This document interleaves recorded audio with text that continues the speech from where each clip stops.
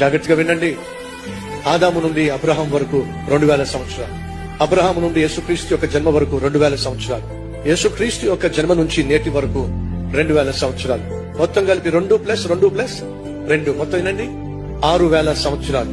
Bible సెలవిస్తుంది, పేతురు రాసిన పత్రిక 3వ అధ్యాయము మనం చదివినటువంటి 8వ వచనంలో ఏముంది? దేవుడి దృష్టిలో ఒక దినము ఏమిటట? 1000 సంవత్సరాలు. ఇప్పుడు 6000 సంవత్సరాలు ఈజ్ ఈక్వల్ టు దేవుడికి దృష్టిలో ఎన్ని దినాలు చెప్పండి? 6 దినాలు. 6 దినాలు ముగిసిపోయినాయి అనుకోండి, దేవుడు 7వ రోజున పని చేశాడా? పని చేయాల. 7వ రోజు ఏమిటట? విశ్రాంతి. అనగా ఎన్ని సంవత్సరాలు గడిచిపోయినాయి? 6000 సంవత్సరాలు, అనగా 6 దినములు గడిచిపోయినాయి. అండ్ అర్థం తెలుసా? 6 రోజులు గడిచిపోయినాయి. టైం ఎంత అయిందో తెలుసా మీకు? 11 గంటల 59 నిమిషాల 59వ సెకండ్ మీద సెకండ్ ముళ్ళుంది. ఇంకొక సెకండ్ అయిందనుకోండి 7వ దినం వచ్చేస్తుంది. సహోదరులు సహోదరులు, చివరి గడియలో మనం ఉన్నాం, చివరి నిమిషంలో మనం ఉన్నాం, చివరి సెకండ్ లో మనం ఉన్నాం.